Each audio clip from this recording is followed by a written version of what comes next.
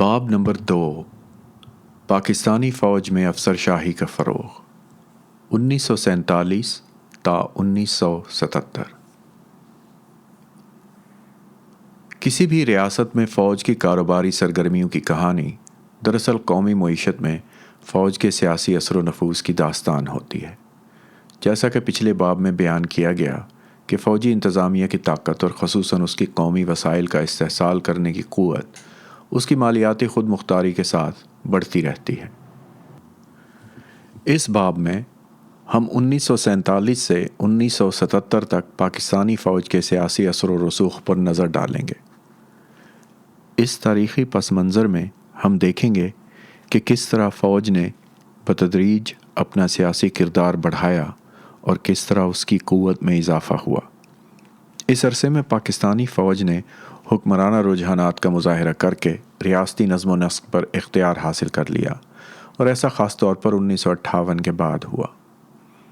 अगरचे 1962 में बज़ाहिर जमहूरियत बहाल कर दी गई, लेकिन पहले फ़ौजी आमिर जनरल अयूब ख़ान ने अपने कौल व फ़ेल से सिविलियन अदारों को कमज़ोर कर दिया। उसने रियासत और सियासत पर ज़ाती इख्तियार के ज़रिए फ़ौजी बालादस्ती मुसल्लत की। अयूब ख़ान का ज़ाती इक़्तिदार 1969 में जनरल याहिया ख़ान के इक़्तिदार संभालने के बाद ख़त्म हुआ। ताहम इस तब्दीली से फ़ौजी इक़्तिदार ख़त्म नहीं हुआ, बल्कि डाके पर डाका डाला गया। असल तब्दीली, जो बहरहाल आर्जी थी, 1972 में आई, जब भारत से जंग में इबरतनाक फ़ौजी शिकस्त के बाद जमहूरियत बहाल कर दी गई। मशरक़ी पाकिस्तान का गंवाना और 90,000 फ़ौजियों का हथियार डालना इतना बड़ा सानहा था कि चंद साल के लिए फ़ौज को पस मंज़र में जाना पड़ा। मगर ये तब्दीली भी आर्जी थी, ख़ास तौर से 1977 में फ़ौज के दोबारा इक़्तिदार पर कब्ज़ा करने तक। तवील फ़ौजी इक़्तिदार की एक वजह सियासी जमातों की कमज़ोरियाँ थीं। सियासी क़यादत और सिविल अफसरशाही की नाअहलियत की वजह उनके अपने रवैये थे। सिविल अफसरशाही और सियासी अशराफिया ने मुसल्लह अफवाज को हमेशा अपने सियासी मकासद के लिए इस्तेमाल करने की कोशिश की और इस तरह फ़ौज के लिए एक मुनफरिद सियासी किरदार तख्लीक हुआ। सियासी सालिस के तौर पर फ़ौज की कबूलियत ने इसे कौमी सलामती के मुहाफ़िज़ के अलावा दीगर सियासी फ़रीक़ैन पर बालादस्ती बख्शी। हमज़ा अलवी के मुताबिक पाकिस्तानी रियासत ज़रूरत से ज़्यादा फल फूल गई है, जिसमें फ़ौज बालादस्त तबक़ात की सियासत और मफादात का तहफ़्फ़ुज़ करती है। मार्क्स के मकतबा फ़िक्र के एक नुमायाँ दानिश्वर हमज़ा अलवी ने हुक्मरान तबक़ात की सियासी और समाजी बालादस्ती पर लिखते हुए सिविल और फ़ौजी अफसरशाही का मवाजना सियासी जमातों से किया है। उनके मुताबिक सियासी क़ुव्वतों की कमज़ोरी और फ़ौज की बालादस्ती ने मुल्क में फ़ौजी अफसरशाही के इक़्तिदार को परवान चढ़ाया। सिविल और फ़ौजी ताल्लुकात के एक माहिर एम्स पर्लमटर जदीद अफसरशाही की तारीफ़ इस तरह करते हैं कि ये फ़ौज की तरक्की को मरकज़ी हैसियत देती है और एक हुक्मरान क़ुव्वत के तौर पर उसकी हिम्मत अफजाई करती है। आईनी तब्दीलियाँ फ़ौज करती है, जो तमाम सियासी अदारों में गालिब किरदार अदा करती है। फ़ौज का इदारा। पाकिस्तानी फ़ौज सियासी तौर पर मुल्क का सबसे बाअसर इदारा है। बाज़ लोग तो इसे सबसे बड़ी सियासी जमात समझते हैं। गो के 1973 के आइन की दफ़ा 245 के तहत फ़ौज का आइनी किरदार सरहदों की हिफाजत और कुदरती आफ़ात में सिविलियन हुक्काम की मदद तक महदूद है। इस आइन में मुसल्लह अफवाज को दिया जाने वाला यह किरदार 1956 और 1962 के आइनी किरदार से मुख्तलिफ नहीं था। पाकिस्तान में फ़ौज तकरीबन 6.5 लाख अफराद पर मुश्तमिल एक रज़ाकाराना मुलाज़मत है, जिसमें बर्री फ़ौज तकरीबन 5.5 लाख, फ़ज़ाइया 45,000 और बहरिया सिर्फ 25,000 अफराद पर मुश्तमिल है। फ़ौजियों की अक्सरियत का ताल्लुक़ पंजाब से है। इस तंजीम की शनाख्त यूँ अपनी नस्ली यकसानियत से होती है। फ़ौज के तकरीबन 75% लोगों का ताल्लुक़ पंजाब के सिर्फ 3 अज़ला से है, जिन्हें साल्ट रेंज यानी इलाक़ा नमक के अज़ला कहा जाता है। बाकी 20% लोग सूबह सरहद के 4 अज़ला से आते हैं, जबकि सिंध और बलूचिस्तान की नुमाइंदगी फ़ौज में सिर्फ 5% तक महदूद है। सिंधियों से भी कम तादाद में बलोच हैं, जिनकी तादाद चंद सौ से ज़्यादा नहीं है। یہ لسانی ساخت ملکی سیاست میں خاصا اہم کردار ادا کرتی ہے اور اس سے مختلف لسانی گروہوں کے باہمی تناؤ کا اندازہ لگایا جا سکتا ہے۔ فوج میں پنجابیوں کی بالادستی کے باعث اس ادارے میں بڑی یکسانیت ہے۔ فوج اب بھی ملازمتیں دینے کے لیے پرانا برطانوی طریقہ استعمال کرتی ہے، جس میں چند علاقوں کو فوقیت دی جاتی ہے۔ 3 تائینگ کے مطابق برطانوی حکومت نے مارشل ریس یا جنگجو نسل کی اصطلاح استعمال کی اور اس میں پنجابیوں کو فوقیت دے کر بھرتی کیا۔ سن 1857 میں بنگالی سپاہیوں کی بغاوت کے بعد بڑی تعداد میں پنجابی بھرتی کیے گئے۔ پنجابی مالی معاوضوں اور ترقی کے مواقع کے عوض انگریزوں کی خاطر لڑنے کے لیے بہت آمادہ تھے۔ انگریزوں نے فوج میں بھرتی کے جو رہنما اصول تحریر کیے، اس میں جنگجو نسل کی ذاتوں اور ذیلی ذاتوں کو ان مقامات تک جہاں سے وہ دستیاب ہوتے تھے تفصیل سے بیان کیا ہے۔ اس کے نتیجے میں فوج میں پنجابیوں کا تناسب جو سن 1858 میں صرف 32% تھا، 1910 میں 53% تک پہنچ گیا۔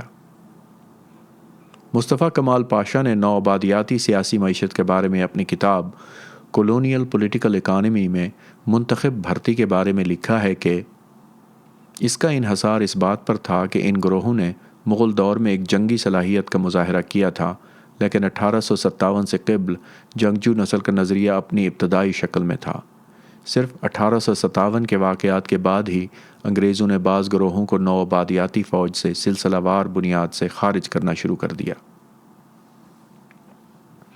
پنجابیوں اور پٹھانوں کے جنگجو ہونے کے نظریے کو 1947 میں آزادی ملنے کے بعد بھی مزید پھیلایا گیا اور مسلم افواج کی لسانی ساخت اور مراعات یافتہ حیثیت برقرار رکھی گئی۔ فوج میں بھرتی کے ان اصولوں کے باعث مرکز اور چھوٹے صوبوں میں کشیدگی بڑھی اور بنگالی، سندھی اور بلوچی افواج کو ایک قومی فوج سمجھنے کی بجائے پنجابی فوج سمجھنے لگے، جس کا کردار استحالی تھا اور جو بھاڑے کے ٹٹو کے طور پر کام کرتی تھی۔ ایک دانشور ایرک نارڈلنگر کے مطابق فوج میں مغربی پاکستان کی جانب سے عدم توازن کی وجہ سے پاکستانی فوج کی لسانی ترکیب میں سماجی عدم توازن بھی پیدا ہوا، اور مارس جانویز کی اس دلیل کو رد کرنے کے لیے کہ ترقی پذیر معاشروں میں فوج سویلین قیادت سے زیادہ باصلاحیت ہوتی ہے، نارڈلنگر کی دلیل یہ ہے کہ فوجی حکومتوں کی جانب سے کی جانے والی اصلاحات لازماً حکمران طبقے کے مفادات کے لیے خطرہ نہیں بنتی۔ مسلح افواج کے بالائی افسران بالائی وسطی طبقوں یعنی اپر مڈل کلاس کے مفادات کو تحفظ فراہم کرتے ہیں۔ دراصل مسلم افواج کے اعلیٰ افسران اشرافیہ کے ہی مفادات کا تحفظ کرتے ہیں۔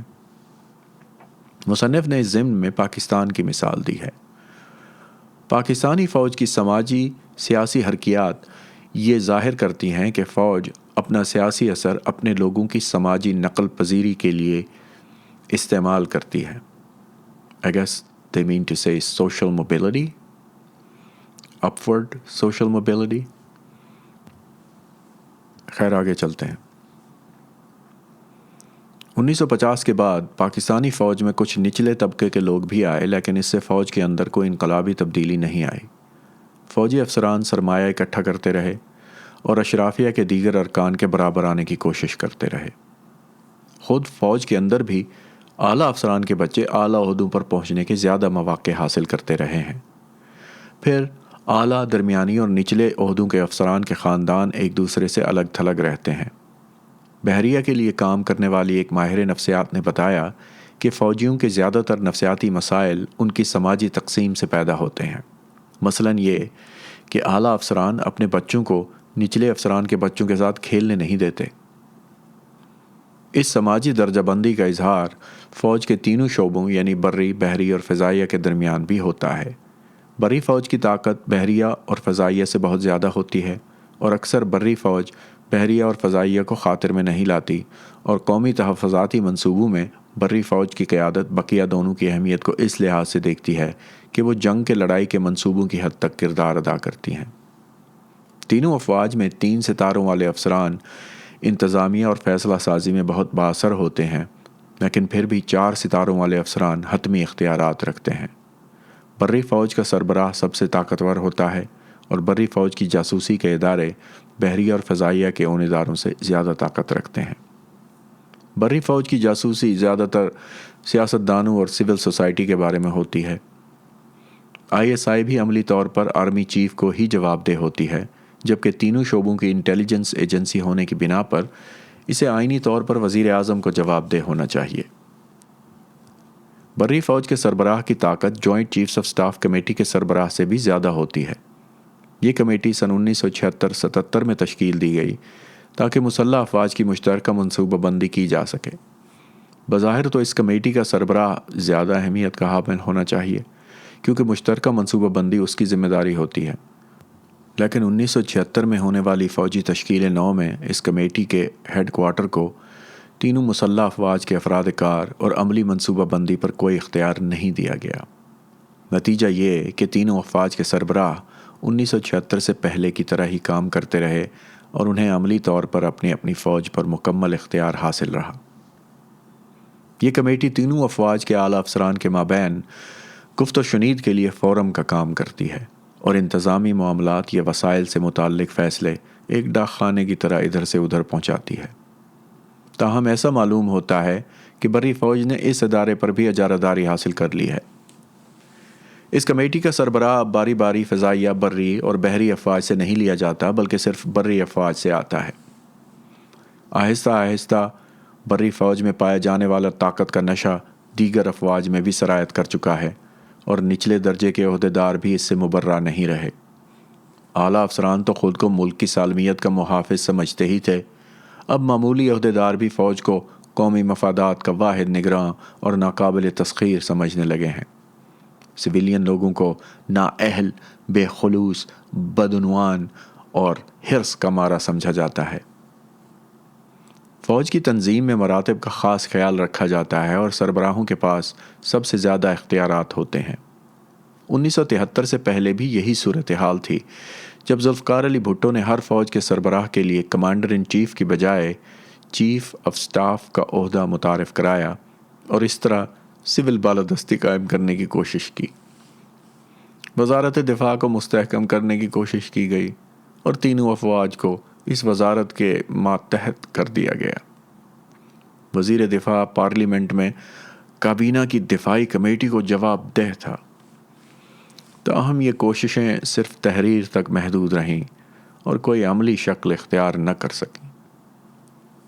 بری فوج کے سابق سربراہ جنرل جہانگیر کرامت کے مطابق فوج میں ذیلی کلچر یعنی سب کلچر کی اجازت نہیں۔ فوج میں کھل کر بولنے اور نظم و ضبط سے غفلت برتنے کو پسند نہیں کیا جاتا۔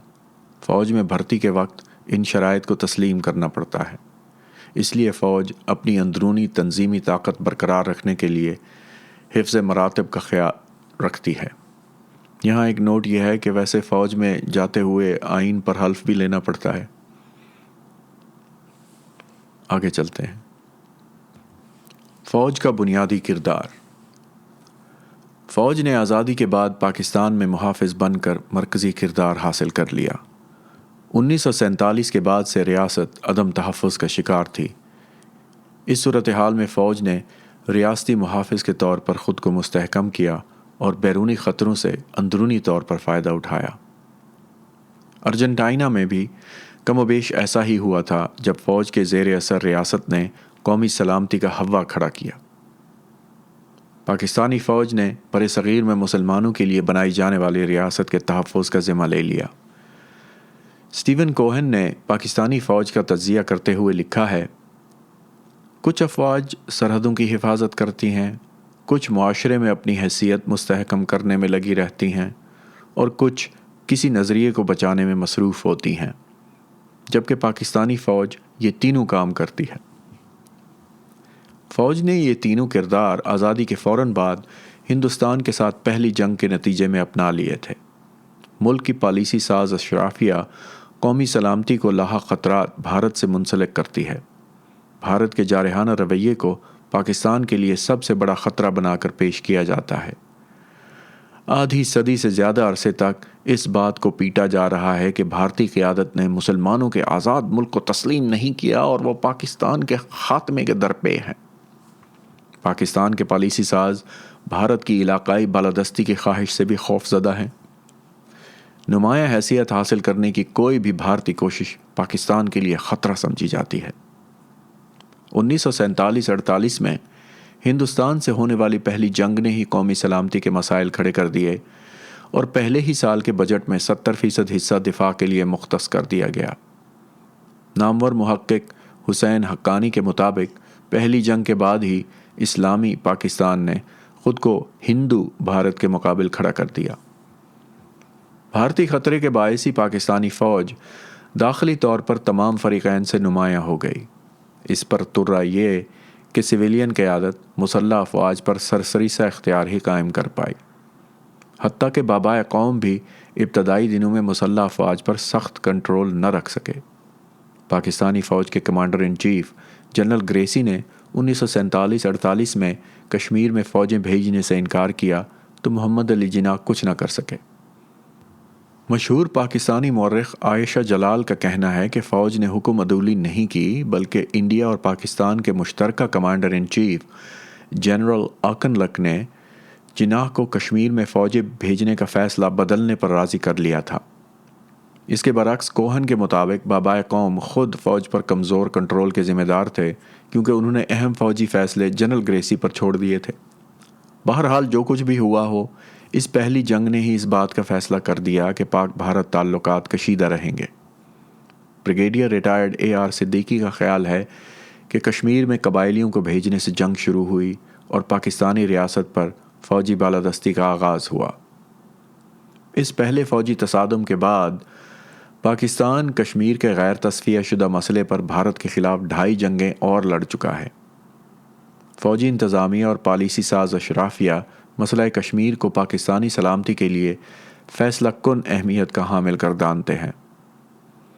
سابق صدر پاکستان اور فوج کے سربراہ جنرل پرویز مشرف کے الفاظ میں کشمیر ہمارے پاکستانیوں کے خون میں دوڑ رہا ہے۔ بہرحال یہ مسئلہ ہندوستان کے ایک بڑے ادراک کا ایک حصہ ہے جو خلقی طور پر پاکستان سے معاندانہ تعلق رکھتا ہے۔ مشرف جیسے فوجی رہنماؤں کو یقین ہے کہ مسئلہ کشمیر حل ہونے پر بھی ضروری نہیں کہ بھارت سے کشیدگی کم ہو جائے۔ اس لیے سن 2004 کے بعد بھارت سے امن مذاکرات کے باوجود روایتی دشمن کے ساتھ دوستی کرنے کے لیے فوج کی سوچ میں کوئی بنیادی تبدیلی نہیں آئی ہے۔ غالباً فوج اندرونی سیاسی و سلامتی کے مسائل کو بیرونی خطرات کا تسلسل سمجھتی ہے۔ ملک میں لسانی اور فرقہ وارانہ تشدد میں اضافہ بھارت کے مذموم عزائم سے جوڑا جاتا ہے۔ ایک عام تاثر یہ ہے کہ بھارتی اشاروں اور امداد کے بغیر مختلف لسانی اور فرقہ وارانہ گروہ ملک میں گڑبڑ نہیں کر سکتے۔ حسین حقانی اور حسن عباس اس تاثر سے اختلاف کرتے ہیں۔ ان کے خیال میں لسانی اور فرقہ وارانہ تشدد فوجی پالیسیوں کا نتیجہ ہے۔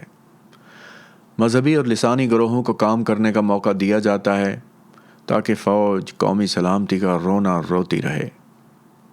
فوج نے مذہبی گروہوں کو موقع دیا کہ وہ ہر ایسے محاذ پر اپنے لوگ تعینات کر سکیں جہاں مدد کی ضرورت ہو۔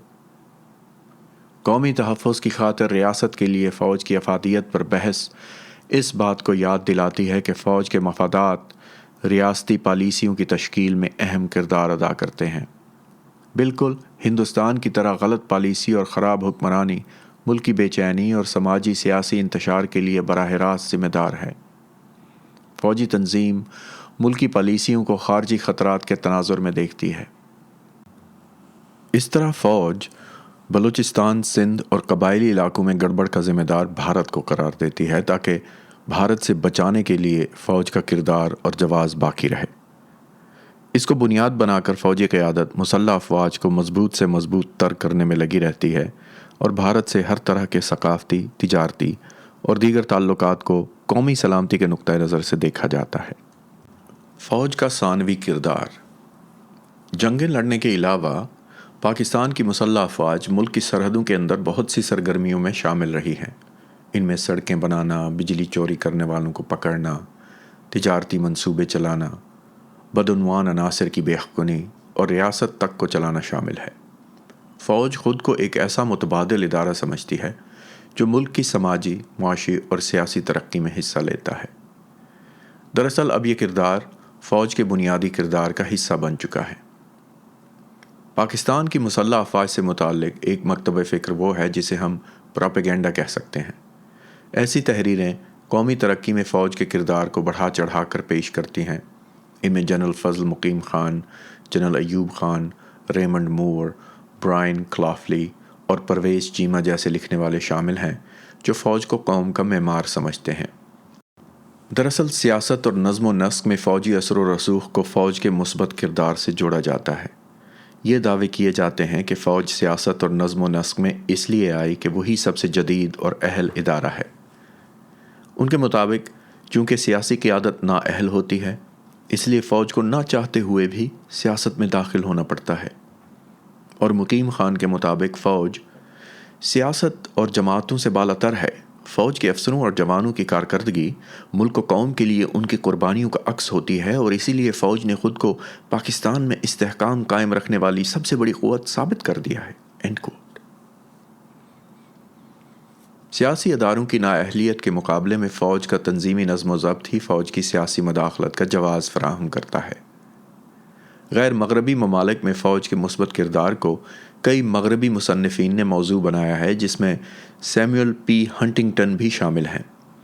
اس نقطہ نظر کے مطابق بد تہذیب سیاستدانوں کے مقابلے میں افواج بہتر طور پر تعمیر ملت کر سکتی ہیں۔ چیمہ کے خیال میں ناخواندگی کے باعث جمہوریت کمزور ہوتی ہے، لیکن اس بات کی وضاحت پیش نہیں کی جاتی کہ ایسی ہی ناخواندگی کے باعث بھارت میں سیاسی ادارے کمزور کیوں نہیں ہوئے۔ اس طرح کا پراپیگنڈا فوج کو ایک غیر جانبدار سیاسی ثالث کے طور پر پیش کرتا ہے جو اندرونی اور بیرونی خطرات سے ریاست کے دفاع کی خواہش مند ہے۔ لہٰذا کلاؤلی جیسے مصنفین، ذوالفقار علی بھٹو 1971 تا 1977 اور محمد خان جنیجو 1985 تا 1988 جیسے وزرائے اعظم کو بھی خاطر میں نہیں لاتے، اور نہ ہی سیاسی حکومتوں کی برطرفی کا صحیح تجزیہ کرتے ہیں۔ اس صورتحال میں فوج کو متحارب سیاسی قوتوں کے درمیان اور عوام اور بدعنوان سیاسی حکومتوں کے درمیان ثالث بنا کر پیش کیا جاتا ہے۔ فوجی افسران بھی اس نقطہ نظر کے حامل ہوتے ہیں اور سویلین لوگوں اور اداروں کی نااہلی کا مذاق اڑاتے ہیں کہ یہ تو نہروں کی صفائی اور اسکولوں کی دیکھ بھال کا کام بھی نہیں کر سکتے جس کے لیے فوج کو بلایا جاتا ہے۔ تاہم ایسے ثانوی کام تو فوج ساری دنیا میں کرتی ہے، لیکن خود کو سویلین سے بہتر نہیں سمجھتی۔ فوج سیاست اور نظم و نسق میں بہرحال درجہ بالا نقطہ نظر کی سب لوگ توثیق نہیں کرتے۔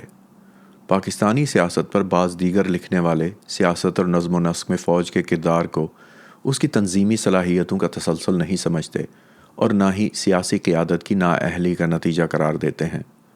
دوسری قسم کی تصنیفات، جنہیں یہاں جوابی سازشی کہا گیا ہے، فوج کے متعدد کرداروں کا تجزیہ بڑے تنقیدی نقطہ نظر سے کرتی ہیں۔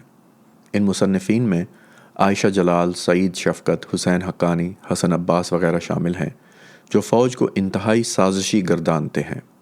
ان کے خیال میں فوج خود اپنے مفادات کے لیے ریاست اور اس کے سیاسی نظام کو کھوکھلا کر کے اپنے کردار میں اضافہ کرتی رہتی ہے۔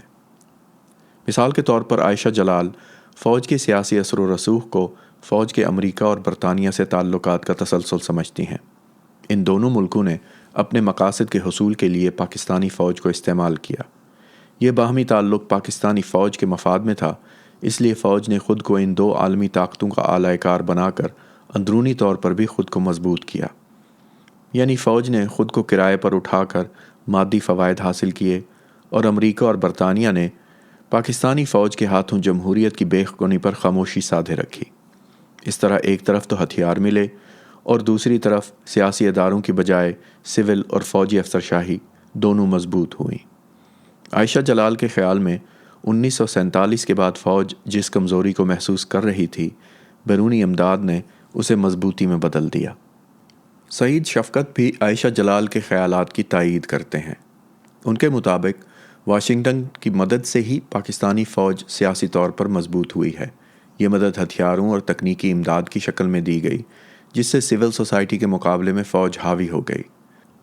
ہتھیاروں کا لالچ دے کر امریکہ نے اسلام آباد کو اپنا مطیع بنایا، اور فوج بھی بھارتی خطرے کا ہوا کھڑا کر کے اپنے مفادات پورے کرتی رہی۔ چین کے ساتھ تعلقات بھی اسی زمرے میں شامل ہیں۔ امریکہ کے ساتھ تعلقات بطور خاص سیاسی لحاظ سے بہت اہم ہیں۔ پاکستان میں بہت سے لوگوں کا خیال ہے کہ مسلح افواج نے امریکہ کی مدد سے ہی سویلین اداروں اور دیگر فریقین کو کمزور کیا۔ تاہم ایک سابق امریکی سفارتکار ڈینس کوکس جوابی سازش والے نظریے سے اتفاق نہیں کرتے اور وہ پاکستانی فوج کے لیے امریکی مدد کو ایک تاریخی حادثہ یا پاکستان میں فوجی حکومتوں کی ایک بہتر صلاحیت کا ثبوت سمجھتے ہیں۔ بہرحال یہ ایک حقیقت ہے کہ امریکہ کے فوجی مقاصد کو پورا کرنے کی خاطر امریکی حکومتوں نے ضمیر میں کسی چبھن کے بغیر پاکستان اور دوسرے ملکوں کی فوجی حکومتوں کی بھرپور مدد کی اور اپنے مقاصد کے حصول کے لیے کسی پس و پیش سے کام نہیں لیا۔ فوج کو امریکی تربیت اور تکنیکی امداد سے افواج سماجی و معاشی طور پر زیادہ متحد ہو کر ریاست پر قبضے کے قابل ہو جاتی ہیں۔ درج بالا دونوں مکاتب فکر پاکستانی سیاست کے صرف فوجی پہلو پر روشنی ڈالتے ہیں لیکن مکمل تصویر پیش نہیں کرتے۔ فوج تو ریاست کو چلا رہی ہے لیکن دیگر فریقین کے کرداروں کی وضاحت بھی ضروری ہے۔ یہ تجزیہ ہونا چاہیے کہ سول سوسائٹی نے فوج کا مقابلہ کیوں نہیں کیا جیسا کہ بنگلہ دیش میں ہوا تھا۔ پاکستان میں 1960 کے عشرے کے اواخر کے بعد سول سوسائٹی نے فوج کو بیرکوں میں واپس بھیجنے کی کوئی بڑی جدوجہد نہیں کی ہے۔ یہاں سیاسی اداروں کی کمزوری کا بھانڈا پھوڑنا ضروری ہے۔ کیا سیاسی قوتیں فطری طور پر کمزور تھیں یا انہیں کھوکھلا کیا گیا؟ پاکستانی ماہرین سیاسیات سعید شفقت اور محمد وسیم سویلین اداروں کی کمزوری اور فوجی اثر و رسوخ میں اضافے کا ذمہ دار سول افسر شاہی کو ٹھہراتے ہیں۔ سول افسر شاہی کے کاندھوں پر چڑھ کر ہی فوج عوام پر نازل ہوئی۔ اقتدار پر پہلا شب خون 1958 میں سول اور فوجی افسر شاہی کی ملی بھگت کا نتیجہ تھا، کیونکہ اس سے پہلے اقتدار سول انتظامیہ میں اعلیٰ ترین افسر شاہی کے پاس ہی تھا۔ اقتدار پر فوجی قبضے کی اصل وجہ سیاسی قوتوں اور سول افسر شاہی کی جنگ ہی تھی۔ آزادی کے بعد پاکستان میں انتظامیہ یا افسر شاہی کا مطلب تھا دفاتر میں بیٹھنے والے ایسے عہدیدار جو سیاسی جماعتوں کو دلال بنا دیں، جو عوامی تعلقات کو اپنے مفاد میں موڑ دیں۔ انتظامیہ اور مقننہ کے درمیان طاقت کا توازن برطانوی دور سے ورثے میں ملا تھا۔ برطانیہ نے بھارت پر ریاستی افسر شاہی کے ذریعے ہی حکومت کی تھی۔ آزادی کے بعد بھی یہ سلسلہ چلتا رہا اور سول اور فوجی افسر شاہی نے ریاست اور سیاست میں دخل دینا شروع کر دیا۔ سیاسی قوتوں کی کمزوری دراصل سول سوسائٹی اور سیاسی طبقے کے انتشار کی نشانی تھی۔ سیاسی قوتوں کے گہرے اختلافات سے پاکستانی معاشرے کی منقسم نوعیت ظاہر ہوتی تھی، جس کی وضاحت بعد میں کی جائے گی۔ سیاسی تجزیہ نگار ایڈورڈ فیٹ کے مطابق ایسے معاشرے افسر شاہی کی آخری حدوں کو چھونے لگتے ہیں۔ معاشرے کا ہر گروہ اپنے مفادات کے لیے عارضی اتحاد بناتا اور توڑتا رہتا ہے۔ اس طرح اداروں کی تعمیر نہیں بلکہ تباہی ہوتی ہے۔ کسی غیر جانبدار سیاسی ثالث کے نہ ہونے سے مختلف سماجی گروہ فوج کو ایک ایسا ریفری سمجھنے لگتے ہیں جو مختلف سیاسی قوتوں کے مابین تصفیہ کرا سکے۔ مختلف گروہوں کے درمیان اس جوڑ توڑ پر حمزہ علوی نے خوب بحث کی ہے۔ ان کے خیال میں پاکستان کے سیاسی اداروں کی کمزوری دراصل ضرورت سے زیادہ بڑھنے والی ریاست کا بحران ہے۔ ان کے مارکسی تجزیے میں نو آبادیاتی قبضے سے آزاد ہونے والی ریاستیں ضرورت سے زیادہ پھل پھول کر مضبوط سول اور فوجی افسر شاہی کو پروان چڑھاتی ہیں، جس سے سیاسی ادارے کمزور ہوئے اور جس سے کبھی نہ ختم ہونے والا سیاسی بحران پیدا ہوا۔ اس طرح حتمی ثالث کا کردار جمہوری ادارے نہیں بلکہ سول اور فوجی افسر شاہی ادا کرتی ہے۔ حمزہ علوی کے خیال میں ریاست کا مرکزی کردار یہ ہے کہ وہ دیگر گروہوں کے مفادات کے لیے کام کرے، جن میں 3 بالادست طبقات یعنی جاگیردار، مقامی سرمایہ دار اور شہری سرمایہ دار شامل ہیں، جو طاقت کے لیے نبردآزما رہتے ہیں۔ گو کہ تھوڑی بہت معاشی تقسیم نو بھی ہو جاتی ہے اور جدید طریقہ پیداوار بھی آ جاتے ہیں، پھر بھی سرمایہ داری سے پہلے کا نظام چلتا رہتا ہے۔ فوج بھی ان تینوں گروہوں سے ملی بھگت کر لیتی ہے اور سب ایک دوسرے کے مفادات کا تحفظ کرتے ہیں۔ چونکہ بالادست طبقات فوج پر انحصار کرتے ہیں، اس لیے فوج تو آسانی سے سویلین اداروں میں سرایت کر جاتی ہے، لیکن سویلین ادارے فوج میں داخل نہیں ہو پاتے۔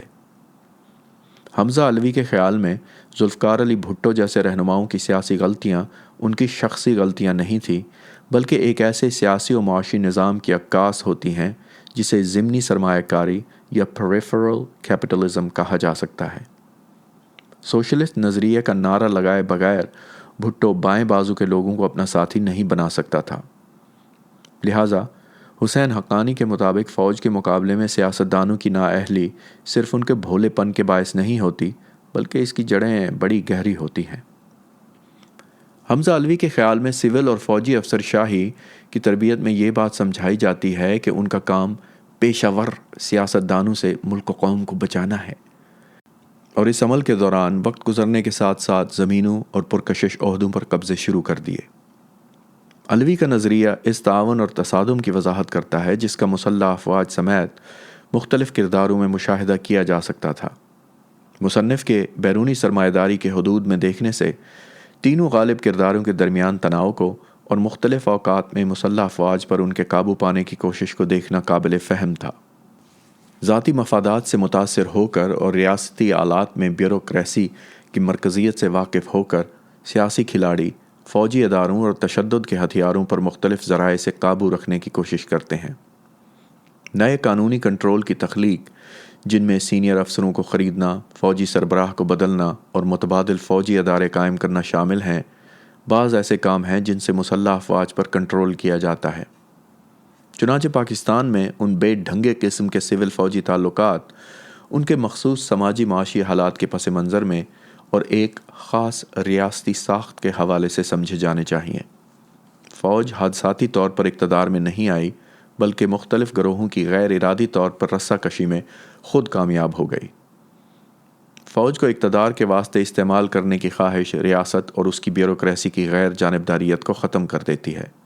وہ فوج کو اپنے اقتدار کے مقاصد کے لیے استعمال کرتی ہے، لہٰذا سیاستداں یا دوسرے سویلین کردار عامل اور نمائندے والی ایسی شراکت قائم کرنے میں ناکام رہتے ہیں جس میں فوج سویلین ریاست کے ماتحت ہوتی ہے۔ اس باب کے اگلے حصے میں ہم دیکھیں گے کہ فوج پر حکمران طبقات کے انحصار سے کس طرح مسلح افواج مضبوط ہوئی ہیں۔ اقتدار کی ابتدا 1947 تا 1958۔ جیسا کہ پہلے بیان کیا جا چکا ہے کہ پاکستان کے وجود میں آتے ہی بھارت سے اس کی جو پہلی جنگ ہوئی، اس کے نتیجے میں فوج شروع سے نمایاں حیثیت حاصل کرنے میں کامیاب ہو گئی۔ 1948 میں بابائے قوم کے وفات کے بعد پاکستانی سیاست گروہ بندی کا شکار ہو گئی۔ سیاسی مارکہ آرائی 3 محاذوں پر ہوئی: 1 ریاست پر اختیار کے لیے مختلف سیاسی گروہوں کے درمیان، 2 سیاسی طبقے اور سول اور فوجی افسر شاہی کے درمیان، 3 فوج اور دیگر بالادست سویلین فریقین کے درمیان۔ سیاسی قیادت نے اپنے استحکام کے لیے آمرانہ ہتھ کنڈے استعمال کیے اور لڑاؤ اور حکومت کرو کی پالیسی پر عمل کیا۔ مثلاً پاکستان کے پہلے وزیر اعظم لیاقت علی خان اپنے مفادات کے لیے پنجاب میں سیاستدانوں کے ساتھ جوڑ توڑ کرتے رہے۔ تاہم جب پنجاب میں مسلم لیگ کے سرکردہ رہنما ممتاز دولتانہ کا پلہ بھاری ہونے لگا تو لیاقت علی خان نے گورنر جنرل سے صوبائی اسمبلی تحلیل کرا دی اور صوبے پر مرکزی حکومت کا راج مسلط کر دیا۔ یہ صورتحال 2 سال تک رہی اور مارچ 1951 میں پنجاب کے انتخابات پر ختم ہوئی۔ مختلف گروہوں میں کشیدگی، مرکزی سیاسی جماعت یعنی مسلم لیگ میں شہری اور دیہی عناصر کی رسہ کشی اور مرکز اور وفاق کی اکائیوں کے درمیان کھینچاتانی کی وجہ سے ملک کا آئین بننا مشکل ہو گیا۔ پہلا آئین آزادی کے 9 سال بعد 1956 میں نافذ کیا گیا۔ سیاسی جماعتوں کے درمیان گروہ بندی نے سیاست کو علاقہ واری خطوط پر بھی تقسیم کر دیا۔ عوامی لیگ نے مشرقی پاکستان کو اپنا محور بنایا تو مسلم لیگ نے مغربی پاکستان کو۔ اس قسم کی سیاسی گروہ بندیوں کی وجہ سے حکومت بار بار ختم ہوتی رہی۔ 1947 سے 1958 تک پاکستان میں 7 وزرائے اعظم اور 8 کابینہ حکومت میں رہیں۔ تاہم سیاسی اشرافیہ کے شاہانہ رویے اسے عوام سے ممتاز کرتے رہے۔ نہ صرف یہ کہ برطانوی عہد کے روایتی ملٹری سیکٹری وغیرہ قائم رکھے گئے، بلکہ ان تک عوام کی رسائی ناممکن ہو گئی۔ ان رویوں سے سیاستدانوں کی ساکھ خراب ہوتی گئی۔ اس سیاسی افراتفری کا فائدہ دیگر داخلی قوتوں خاص طور پر افسر شاہی نے اٹھایا اور ریاست پر اپنے پنجے گاڑ دیے۔ سول افسر شاہی بھارت میں اتنی ہی مضبوط تھی جتنی ہندوستان میں تھی، مگر فرق یہ تھا کہ وہاں بھارتی سیاستدانوں کی بالادستی کو تسلیم کیا جاتا تھا، نہ کہ فوج کی۔ پاکستانی سول افسر شاہی نے فوج کا ساتھ دے کر سیاسی قیادت کو دبایا۔ سول افسر شاہی کو غلام محمد جیسے نمائندے مل گئے جو افسر شاہی سے سیاستدان میں تبدیل ہو گئے تھے، اور سیاستدانوں کو قابو میں رکھنے کے لیے وہ سویلین وزرائے اعظم کی بجائے فوجی جرنیلوں پر بھروسہ کرتے رہے۔ 1954 میں غلام محمد نے وزیر اعظم بوگرا سے ناراض ہونے کے بعد جنرل ایوب خان سے کہا کہ وہ حکومت پر قبضہ کر لے۔ غلام محمد کے جانشین اسکندر مرزا بھی، جو افسر شاہی سے تعلق رکھتا تھا، فوج پر اتنا ہی بھروسہ کرتا تھا۔ مرزا اور ایوب خان کی دوستی کی بدولت فوج ریاستی کاموں میں دخیل ہوتی گئی۔ لیفٹیننٹ جنرل ریٹائرڈ چشتی کے مطابق سویلین حکومت نے جب 1954 میں ایوب خان کو ریٹائر کرنے کے بجائے کابینہ میں عہدہ دیا تو اس سے سیاسی اقتدار کمزور ہوا۔ فوج کے سربراہ کو رعایتیں دینے سے ایوب خان اور گورنر جنرل کے درمیان سازشی تعلق مضبوط ہوا، جس سے سول اور فوجی افسر شاہی دونوں کو فائدہ پہنچا۔ سعید شفقت کے خیال میں ایوب مرزا اتحاد کے ذریعے سول افسر شاہی نے مسلح افواج کو اپنا مطیع بنانے کی کوشش کی۔ 1956 میں پہلا آئین نافذ ہونے کے بعد گورنر جنرل کا عہدہ ختم ہو گیا تو اسکندر مرزا ایک طاقتور صدر بنے رہنے پر اصرار کرنے لگا۔ اپنے فوجی دوست کی وفاداری برقرار رکھنے کے لیے مرزا نے ایوب خان کی کمانڈر ان چیف کے عہدے پر 2 مرتبہ، یعنی پہلی بار 1954 میں اور دوسری بار 1958 میں توسیع کی۔ یعنی یہ بدماشیاں 1954 سے ہو رہی ہیں ہمارے ملک میں۔ آگے چلتے ہیں۔ ان ذاتی مراعات سے سویلین قیادت کو بڑا نقصان پہنچا۔ فوج سے جونیئر پارٹنر والا سلوک نہیں کیا جا سکتا تھا اور بلند منصب اور ماتحت والا رشتہ الٹ گیا۔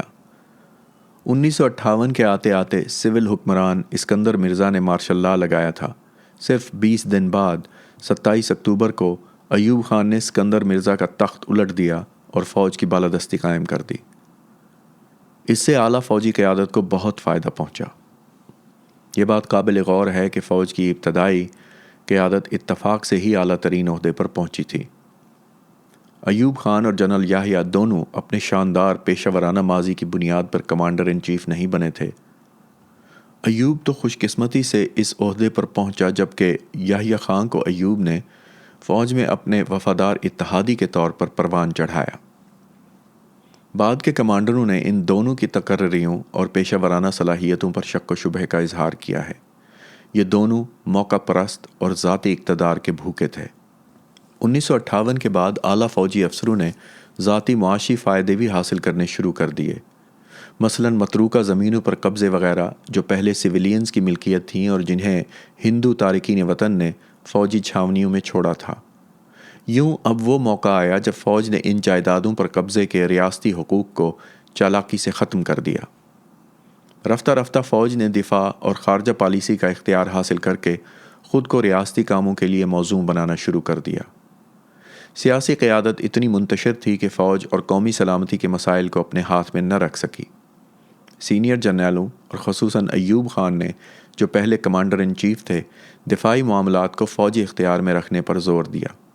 حمیدہ کھوڑو نے اپنے والد محمد ایوب کھوڑو کی سمانِ حیات میں، جو سندھ میں ایک مسلم لیگی رہنما تھے، لکھا ہے کہ ایوب خان مسلح افواج سے متعلق تمام معاملات پر اپنی گرفت قائم رکھنا چاہتا تھا۔ مثلاً ایوب خان نے وزیر اعظم سر فیروز خان نون کے اس فیصلے کو پسند نہیں کیا کہ ایک سویلین وزیر صنعت فوجی ساز و سامان کی خریداری کے فیصلے کرے۔ ایوب خان کی یہ بھی خواہش تھی کہ وزیر اعظم ایوب خان کے عہدے میں تیسری مرتبہ توسیع کرے۔ سیاسی اور فوجی قیادت کے درمیان تضاد کا نتیجہ یہ نکلا کہ 1958 میں فوج نے پہلی مرتبہ براہ راست ملکی اقتدار پر قبضہ کر لیا۔ فوج کے لیے دفاع اور خارجہ پالیسی پر بالادستی اس لیے بھی ضروری تھی کہ دفاعی بجٹ مرکزی حکومت کی آمدنی کا ایک بڑا حصہ، یعنی تقریباً 68% تھا۔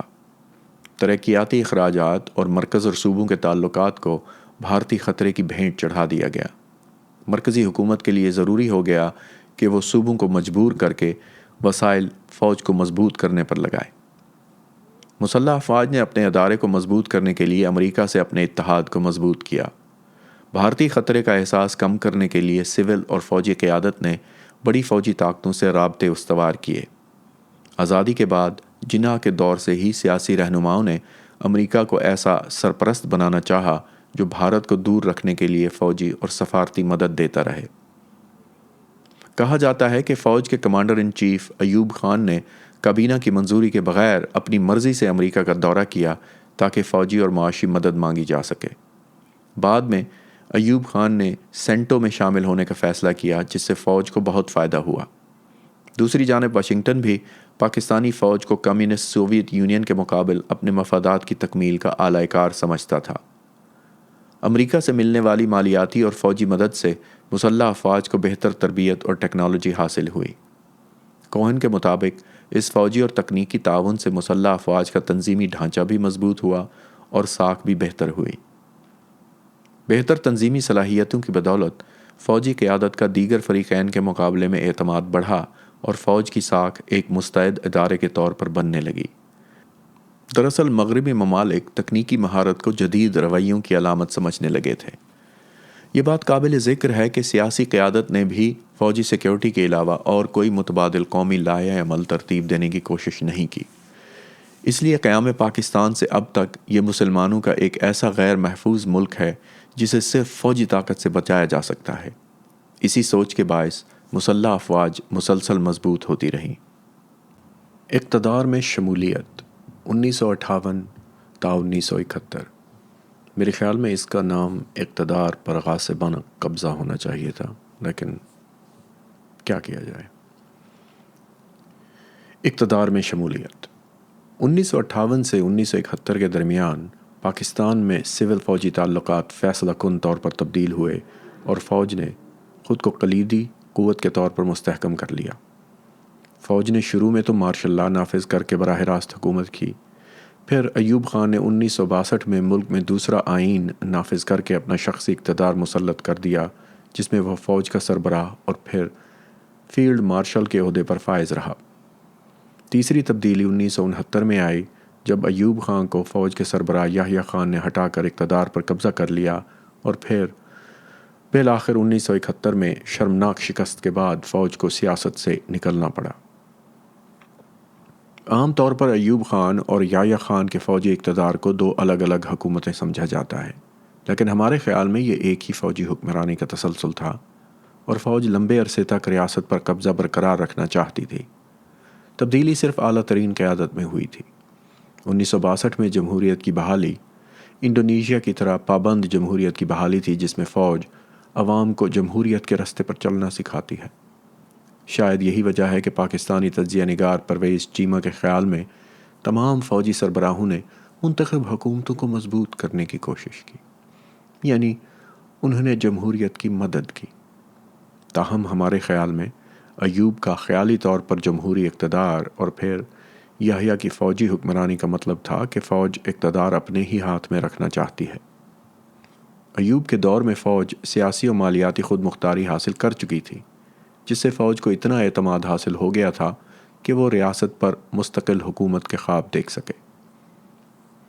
فوج کا اقتدار پر قبضہ دراصل سول اور فوجی افسر شاہی کی ملی بھگت کا نتیجہ تھا۔ سول افسر شاہی نے مسلح افواج کے عزم و ہمت کا غلط اندازہ لگایا۔ صدر اسکندر مرزا نے اکتوبر 1958 میں فوج کو اپنے مفاد میں سیاسی میدان صاف کرنے کے لیے بلایا۔ برطانیہ میں منظر عام پر آنے والی چند دستاویزات سے ظاہر ہوتا ہے کہ سفارتکاروں کو خدشہ تھا کہ انتخابی نتائج صدر کے لیے سود مند نہ ہونے کی صورت میں ناپسندیدہ عناصر سے نجات حاصل کرنے کے لیے صدر فوج کو استعمال کر سکتا ہے۔ خدشہ یہ تھا کہ خود صدر کی طرف سے درپردہ گڑبڑ کرائی جائے گی تاکہ فوجی مداخلت کی راہ ہموار ہو اور انتخابات ملتوی کیے جا سکیں۔ تاہم اسکندر مرزا فوج پر حکم نہ چلا سکا اور اسے فوج کو اقتدار منتقل کرتے ہی بنی۔ ایوب خان نے اپنے دوست اسکندر مرزا کے ہاتھ میں کٹھ پتلی بننے کی بجائے جلد ہی سیاسی صورتحال کی باغ ڈور اپنے ہاتھ میں لے لی۔ ایوب خان کے دور میں پاکستانی فوج نے سول افسر شاہی سے مساوی تعلقات قائم کرنے کی کوشش کی تاکہ سیاسی صورتحال خراب نہ ہو اور ملک کو ایک ایسی قانونی حکومت فراہم کی جا سکے جو سول اور فوجی افسر شاہی دونوں کو قابل قبول ہو اور اسے سیاستدانوں کی نسبت بہتر طریقے سے چلایا جا سکے۔ حکومتی کاموں سے ناواقفیت کی بنا پر فوج نے سول افسر شاہی کو اہم حکومتی عہدوں سے نہیں ہٹایا۔ جرنیلوں کو افسر شاہی کی ضرورت تھی تاکہ سیاسی طبقے کی حیثیت کو گھٹایا جا سکے۔ ترکی کی طرح پاکستانی فوج کے افسران بھی سیاستدانوں پر بھروسہ نہیں کرتے تھے اور ملک کو خود چلانا چاہتے تھے۔ اسی لیے ایوب خان کی رہنمائی میں فوج نے سیاست کی تشکیل نو کا آغاز کیا تاکہ سول اور فوجی افسر شاہی کے لیے قابل قبول اور بظاہر قانونی حکومت قائم کی جا سکے۔ اس عمل میں سیاستدانوں اور سیاسی جماعتوں کو دبایا گیا، کچھ کو ساتھ ملایا گیا اور کچھ بالکل نئی سیاسی قوتیں سامنے لائی گئیں تاکہ فوج کے لیے قابل قبول صاف ستھری سیاست شروع کی جائے جو فوجی مفادات میں رخنے نہ ڈالے۔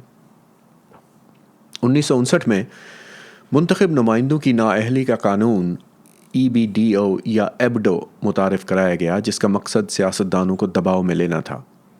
بظاہر یہ قانون بدعنوان عہدیداروں کو سزا دینے کے لیے تھا، لیکن اس کے ذریعے کلیدی سیاسی جماعتوں اور رہنماؤں کو مرکزی دھارے سے نکال دیا گیا۔ ایوب خان کی حکومت کو دو ادوار میں تقسیم کیا جا سکتا ہے۔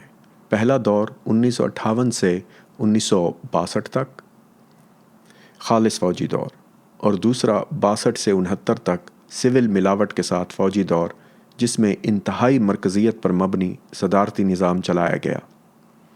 اس بات کی تائید میں کہ 1962 کے بعد بھی ایوب کا دور دراصل فوجی دور ہی تھا، ایڈورڈ فیٹ نے بہت صحیح کہا ہے کہ اگر کوئی شخص اقتدار میں آنے سے فوراً پہلے فوجی افسر رہا ہے اور بعد میں بھی اس کے فوج سے رابطے رہے، پھر اس کا انداز بھی فوجی رہا اور اس کا دل بھی فوج کے ساتھ وابستہ رہا، تو اس کی حکومت کو فوجی حکومت ہی کہا جائے گا، چاہے اس نے فوجی عہدہ چھوڑ ہی کیوں نہ دیا ہو۔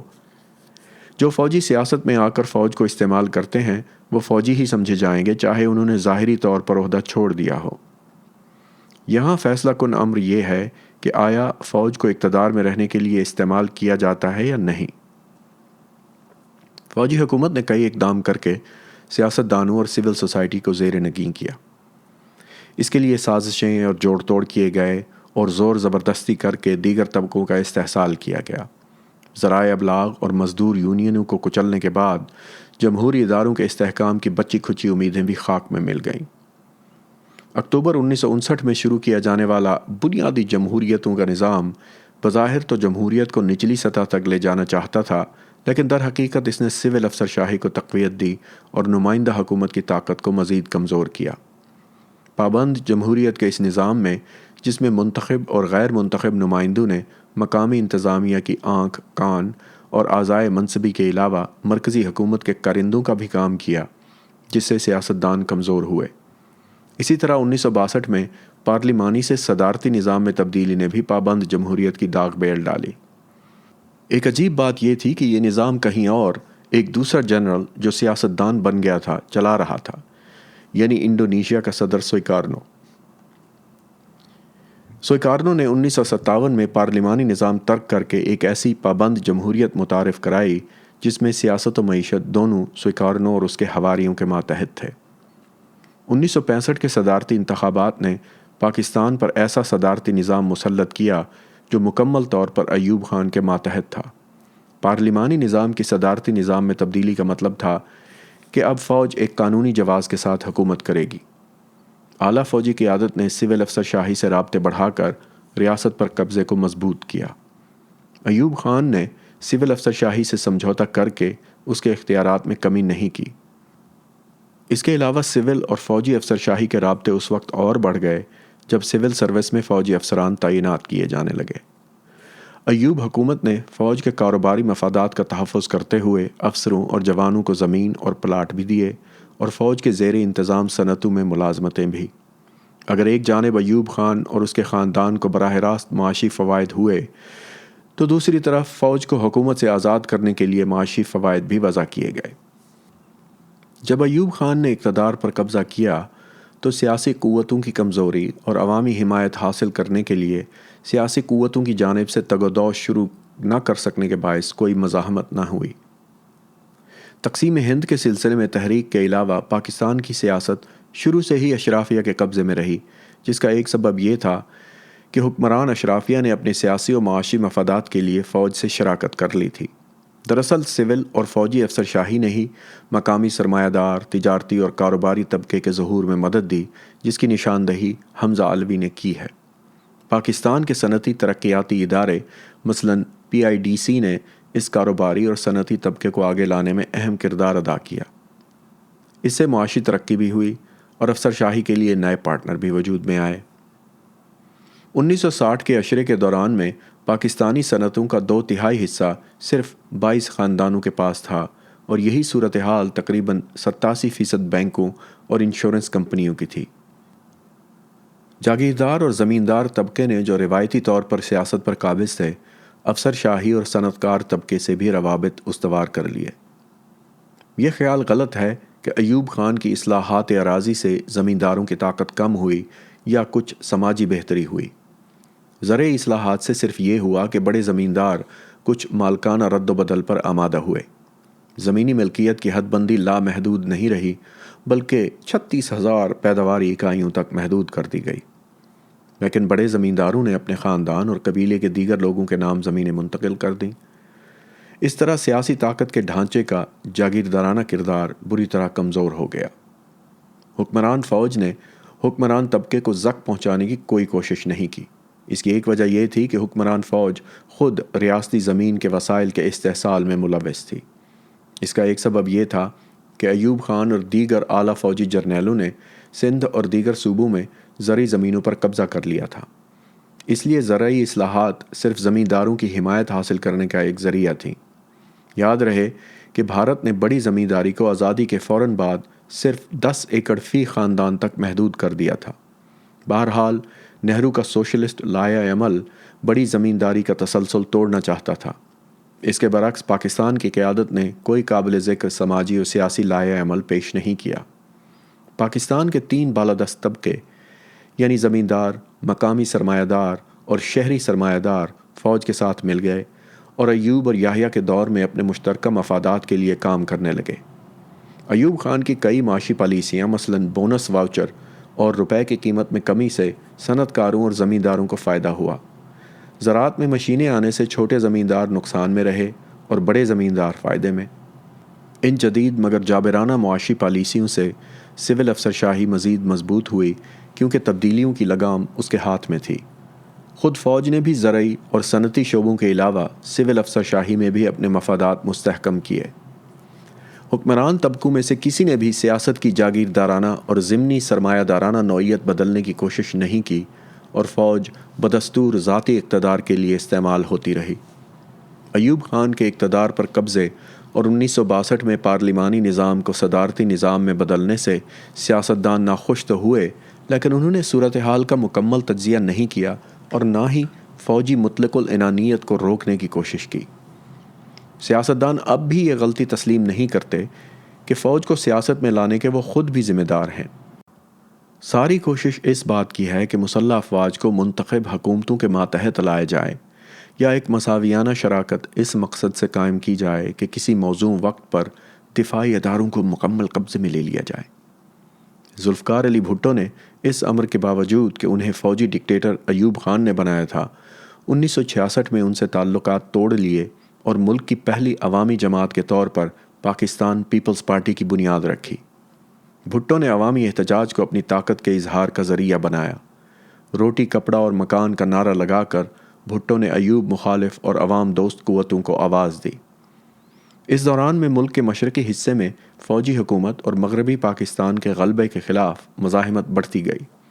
بنگالی رہنما شیخ مجیب الرحمن نے پنجابی بالادستی کے خلاف احتجاج کیا اور سیاسی خود مختاری کا مطالبہ کیا، لیکن فوجی حکومت نے مفاہمانہ اقدامات کی بجائے طاقت کے استعمال کے ذریعے رد عمل ظاہر کرنے کا انتخاب کیا۔ اس طرح فوج کو پہلی بار بڑے پیمانے پر عوامی مزاحمت کا سامنا کرنا پڑا۔ گلی گلی میں ہونے والے عوامی احتجاج سے ایوب خان کی بظاہر ناقابل تسخیر ساکھ بری طرح متاثر ہوئی۔ اس بگڑتی صورتحال نے فوج کو چہرے بدلنے کی ضرورت کا یقین دلا دیا، لیکن فوج کسی سویلین رہنما کو جلدی اقتدار منتقل نہیں کرنا چاہتی تھی۔ ایوب کی جگہ یحییٰ خان کو لا کر فوج اپنے ادارے کی ساکھ برقرار رکھنا چاہتی تھی۔ ایوب خان کی پالیسیوں کے پیدا کردہ معاشی و سیاسی بحران نے فوج کی غیر سیاسی اور غیر جانبدار حیثیت کو بری طرح متاثر کیا۔ 1969 میں ایوب خان کے ہٹنے سے فوج کے مفادات پر کوئی فرق نہیں پڑا۔ یحییٰ خان نے یونیفارم والے رفقائے کار کو اور زیادہ تعداد میں نئے سرے سے ملک چلانے پر تعینات کیا۔ نیا جنرل اپنے جابرانہ سیاسی نظام پر نظر ثانی کرنے میں بھی ناکام رہا۔ یحییٰ نے 1970 کے انتخابات اس امید پر کرائے کہ نئی سویلین حکومت فوج سے مفاہمت کرے گی۔ حسین حقانی کے مطابق فوج مسلم لیگ اور مذہبی جماعتوں کے اتحاد کو ترجیح دینا چاہتی تھی، تاہم انتخابات کے نتائج مختلف نکلے۔ مشرقی پاکستان میں عوامی لیگ اور مغربی پاکستان میں پیپلز پارٹی بالترتیب مجیب الرحمان اور بھٹو کی قیادت میں ابھری۔ ان انتخابات کے نتائج سے ملک کے دونوں حصوں کی سیاسی تقسیم واضح ہو گئی، جس نے مشرقی اور مغربی پاکستان میں نسلی کشمکش بھی ظاہر کر دی۔ عوامی لیگ نے مشرقی پاکستان کی اسمبلی میں 300 میں سے 288 نشستیں اور قومی اسمبلی میں 300 میں سے 167 نشستیں حاصل کیں۔ مشرقی پاکستان سے قومی اسمبلی کی نشستوں کی کل تعداد 169 تھی۔ اس طرح عوامی لیگ کو مرکز میں حکومت قائم کرنے کے لیے واضح اکثریت حاصل ہو گئی۔ بھٹو کی پیپلز پارٹی نے پنجاب اور سندھ سے 85 نشستیں حاصل کیں۔ مغربی پاکستان سے قومی اسمبلی کی کل 144 نشستیں تھیں، یعنی پنجاب سے 85، سندھ سے 28، سرحد سے 19، بلوچستان سے 5 اور قبائلی علاقوں سے 7۔ تاہم پاکستان کے بارے میں ایک نمایاں سیاسی مبصر لارنس زائرنگ کے مطابق بنگالی نہ صرف پاکستان کے مرکز سے دور تھے بلکہ وہ مغربی پاکستان کے لوگوں اور رہنماؤں کی ترجیحات سے بھی ناواقف تھے۔ End quote. جمہوریت کی طرف واپسی 1971 تا 1977۔ 1970 کے انتخابات کے نتائج نہ تو فوجی حکومت نے تسلیم کیے اور نہ ہی مغربی پاکستان کی سیاسی اشرافیہ نے۔ اس پر بنگالی رہنماؤں نے بھی جارحانہ رد عمل کا اظہار کیا اور سیاسی بحران شدید ہو گیا۔ 1971 سے 1977 کے دوران سیاسی ماحول تبدیل تو ہوا، لیکن اس سے پہلے سیاسی عاقبت نااندیشی اور عدم رواداری نے ایک بڑے سانحے کو جنم دیا۔ گو کہ مجیب الرحمان کی عوامی لیگ انتخابات میں اکثریت حاصل کر چکی تھی، لیکن مغربی پاکستانی اسٹیبلشمنٹ، جس میں فوج اور دوسرے مقتدر طبقے شامل تھے، بنگالیوں کو جنہیں وہ نسلی اعتبار سے کمتر سمجھتے تھے اقتدار دینے میں بے چینی محسوس کر رہے تھے۔ ایک سابق فوجی افسر اور دانشور صدیق سالک نے 1971 کے بارے میں اپنی کتاب میں لکھا ہے کہ پاکستانی فوج کا ایک اعلیٰ افسر کہتا تھا، کوٹ، فکر نہ کرو، ہم ان کالے حرامیوں کو اپنے اوپر حکومت کرنے کی اجازت نہیں دیں گے۔ I guess he called them those dark bastards. End quote. ان توہین آمیز باتوں سے فوج کے علاوہ پنجابیوں کی اکثریت اور مغربی پاکستان کی قیادت کے نسلی تعصب کا اندازہ لگایا جا سکتا ہے۔ فوجی قیادت کو مجیب یا بھٹو میں سے کسی ایک کا انتخاب کرنا تھا، جو مشکل تھا، اور اسی لیے انتخابی نتائج کے اعلان کے باوجود اقتدار کی منتقلی میں تاخیر کی جاتی رہی۔ بھٹو نے اقتدار حاصل کرنے کے لیے بنگالیوں سے فوج کے تعصب کا فائدہ اٹھایا۔ بھٹو کے جارحانہ رویے کا فائدہ اٹھاتے ہوئے یحییٰ خان نے مارچ 1971 کو بلائے جانے والا قومی اسمبلی کا پہلا اجلاس ملتوی کر دیا۔ بھٹو نے تمام سیاستدانوں کو دھمکی دی تھی کہ اجلاس میں شرکت کے سنگین نتائج بھگتنے ہوں گے۔ یہ دھمکی بنگالیوں کے لیے توہین آمیز تھی، جو ملک کی آزادی کی ابتدا ہی سے مغربی پاکستان کی اشرافیہ کی جانب سے توہین آمیز سلوک کا تجربہ کر رہے تھے۔ بھٹو کے رویے سے سیاسی بحران شدید ہوا اور ملک کے دونوں بازوؤں کے درمیان تعطل پیدا ہو گیا۔ پاکستانی اسٹیبلشمنٹ نے صورتحال کو اس طرح پیش کیا جیسے ملک کی سالمیت کو شدید خطرہ لاحق ہو۔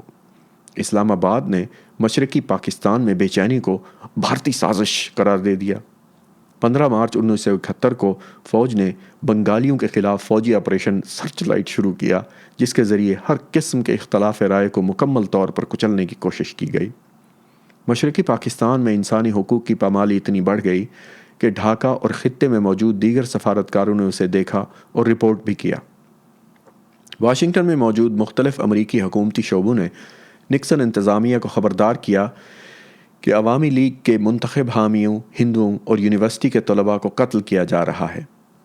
ڈھاکہ میں امریکی کونسل جنرل آرچر بلڈ کے مشہور خونی ٹیلی گرام نے امریکی حکومت کی طرف سے پاکستانی فوج کی مسلسل حمایت پر شدید اختلاف کیا۔ راولپنڈی میں پاکستانی فوج کا مرکزی دفتر داخلی طور پر اپنی حیثیت مستحکم رکھنے کے لیے امریکی حمایت پر انحصار کر رہا تھا۔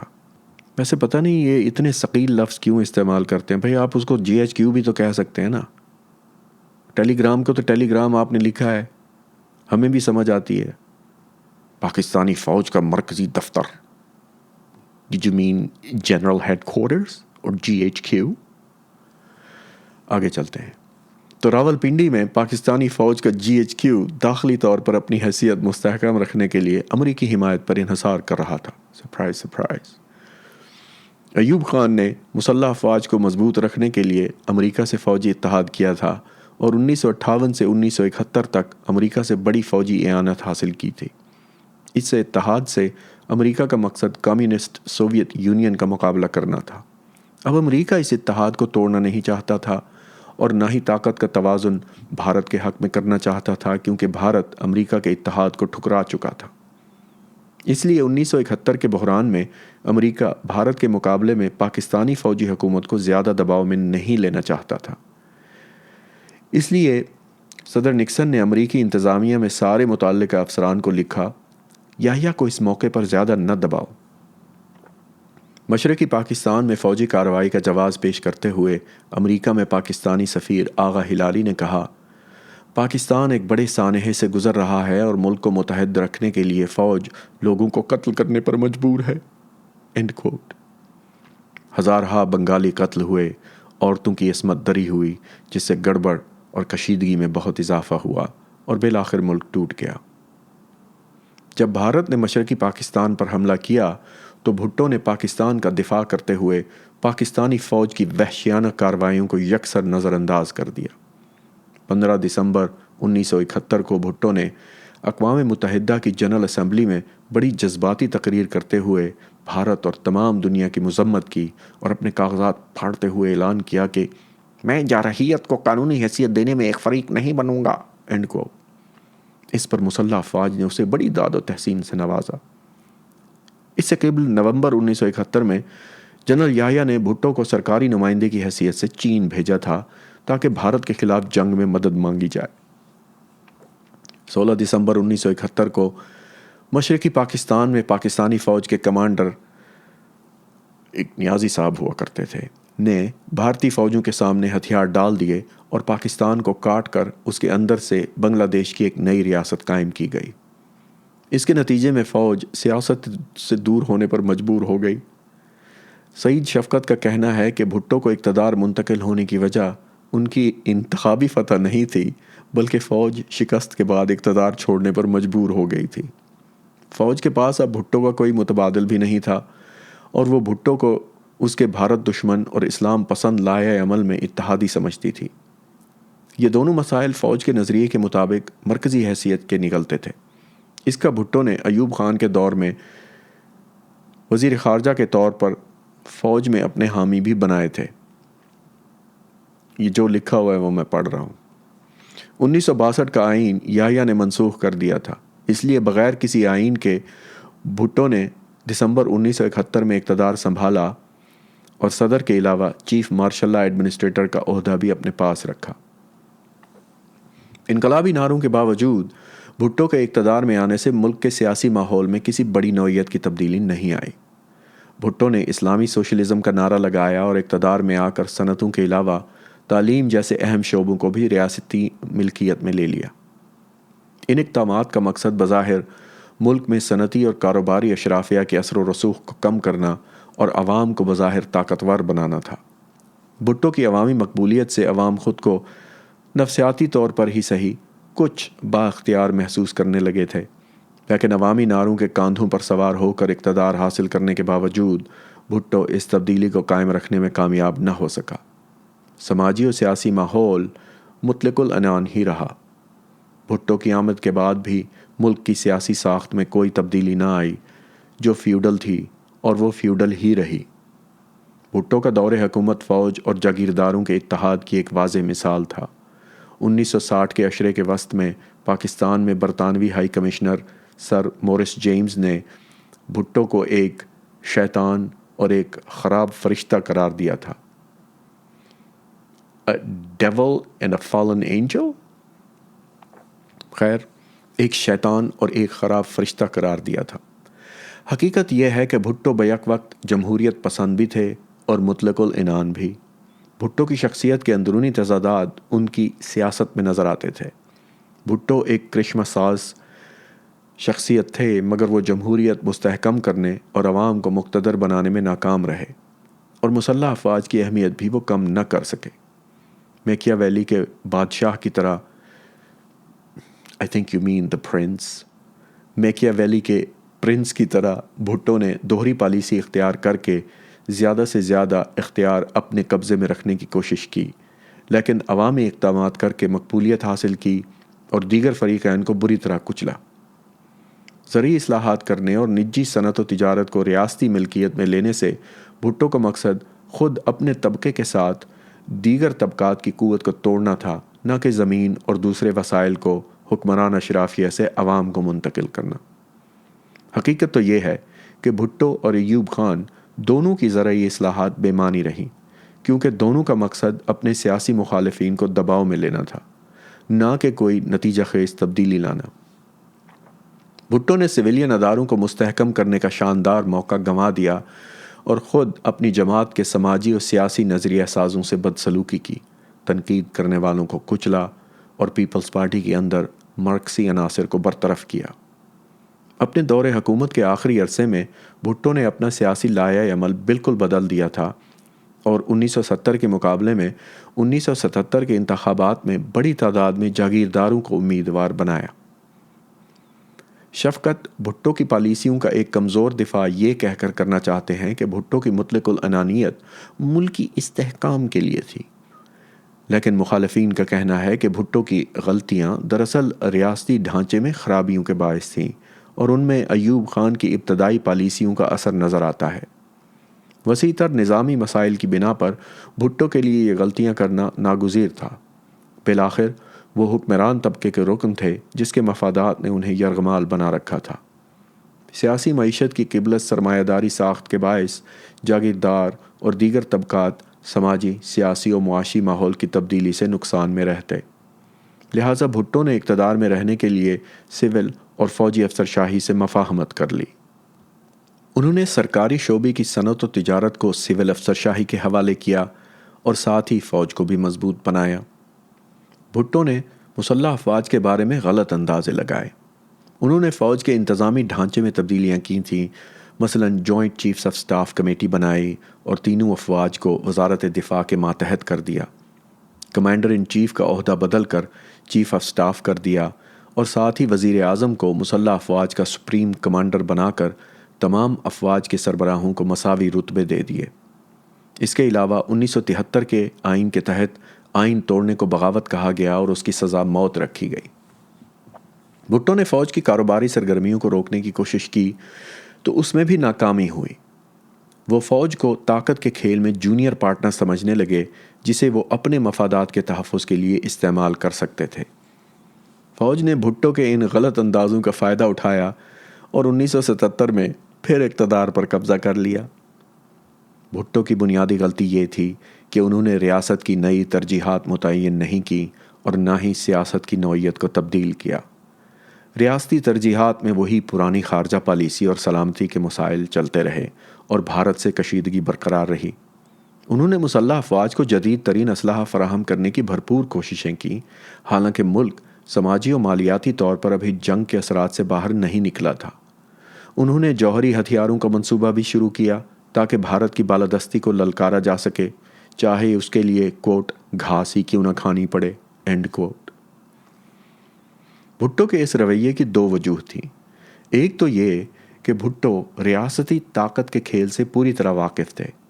وہ طاقت اور خاص طور پر فوجی طاقت کی اہمیت کو جانتے تھے۔ دوسرے یہ کہ فوج کو مضبوط کر کے بھٹو جرنیلوں کا اعتماد بحال رکھنا چاہتے تھے۔ وہ جرنیلوں کو یہ تاثر نہیں دینا چاہتے تھے کہ وہ صرف عوامی رہنما ہیں اور سوشلزم لا کر حکمران طبقے کے مفادات کو خطرے میں ڈالنا چاہتے ہیں۔ ان سب اقدامات کے باوجود بھٹو فوج کو اقتدار میں آنے سے نہ روک سکے۔ بھٹو نے فوج کو اپنے سیاسی معاملات کی کمزوریاں دکھائیں۔ فوج کے ساتھ بھٹو کے معاملات پر جنرل گل حسن جیسے جرنیلوں نے کتابیں لکھ کر بتایا ہے کہ کس طرح بھٹو نے فوج کو اپنے ذاتی مقاصد کے لیے استعمال کیا۔ گل حسن نے بتایا ہے کہ انہوں نے بھٹو کو سیاست میں فوج کو ملوث کرنے سے باز رکھنے کی کیسے کوششیں کی۔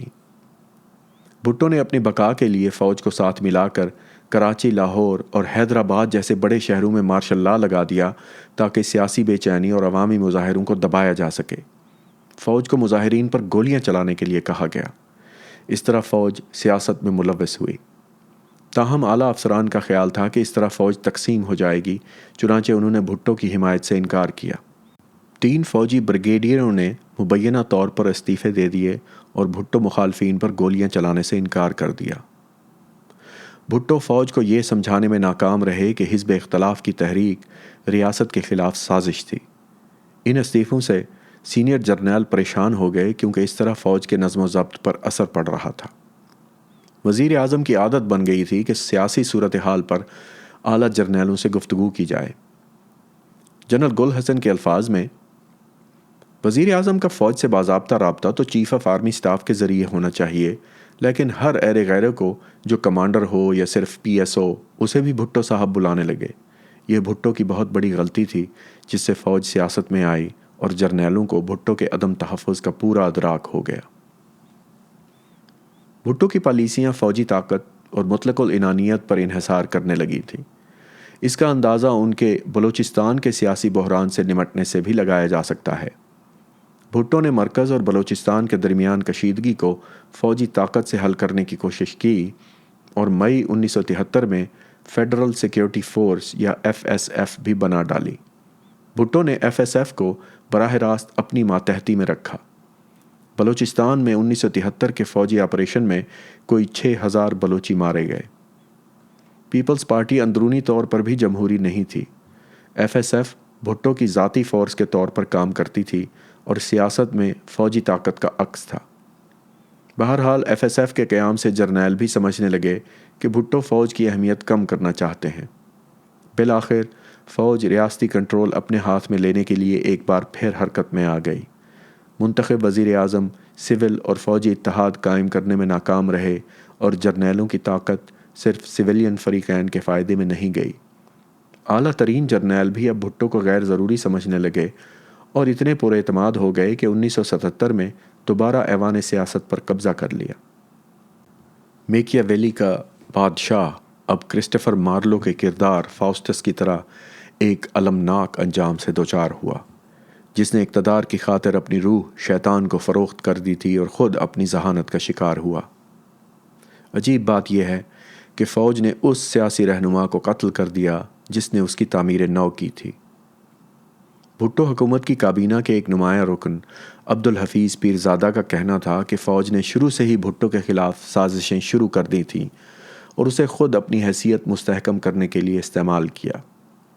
بھٹو کی اقتدار سے محرومی اور موت سے عوامی سیاست کے ایک دور کا خاتمہ ہوا۔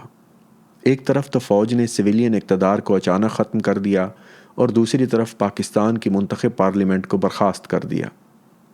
اس کے علاوہ آنے والے برسوں میں مسلح افواج کا بنیادی کردار ہی بدل گیا اور اس نے سیاسی سودے بازی کے لیے نئے ہتھ کنڈے سیکھ لیے۔ 1971 سے 1977 کے دور میں کئی اچھے مواقع ضائع ہوئے۔ 6 سالہ سویلین دور میں ابتدائی انقلابی سوچ قدامت پسندی میں بدلتی گئی۔ بھٹو نے دائیں بازو کے مذہبی عناصر کو بڑی رعایتیں دی۔ سیاسی حکومت کا مذہب کی طرف جھکاؤ فوج کے اپنے مفاد میں تھا، جو ایک نظریاتی ریاست کو اندرونی اور بیرونی خطرات سے بچانے کی دعوے دار تھی۔ اس کے علاوہ فوج کی مدد طلب کرنے سے فوج کو اپنی طاقت کا احساس بار بار ہوا اور وہ دوبارہ سویلین حکومت کی حکم عدولی کرنے کے قابل ہو گئی۔ اس فیصلہ کن دور میں فوج سیاسی نظام کی خامیاں سمجھ کر ریاست پر پھر بالادستی حاصل کرنے پر تل گئی۔ تاہم مسلح افواج کو مضبوط کرنے کا ذمہ دار صرف بھٹو کو ٹھہرانا ٹھیک نہیں۔ ملک کے سیاسی ڈھانچے کی کمزوری 1947 میں قیام پاکستان ہی کے وقت سے چلی آ رہی تھی۔ قومی سلامتی کا حوّا فوج کے لیے بڑا کارآمد ثابت ہوتا رہا۔ یکے بعد دیگرے آنے والی حکومتیں سماجی ترقی کو ایجنڈے پر نمایاں مقام دینے کی بجائے اپنے ذاتی سیاسی مفادات کے لیے قومی سلامتی کا راگ الاپتی رہیں، جس کا سب سے بڑا فائدہ فوج کو ہوا۔ سیاست کی استبدادیت نے سیاسی قیادت کو فوج سے شراکت کرنے اور ریاست کے دوسرے اداروں کی بجائے فوج کو زیادہ اہمیت دینے پر یوں مجبور کر دیا کہ فوج مرکزی حیثیت حاصل کر لے۔ اس طرح شروع سے ہی سیاسی قوت کی کمزوری نے جرنیلوں کو اس بات کا موقع دیا کہ وہ پورے اعتماد کے ساتھ دعویٰ کر سکیں کہ ریاست کے تحفظ اور اسے چلانے کے لیے فوج ایک اہم ادارہ ہے، اور یوں فوجی بالادستی کی راہ ہموار ہو گئی۔ باب نمبر 2 ختم ہوا۔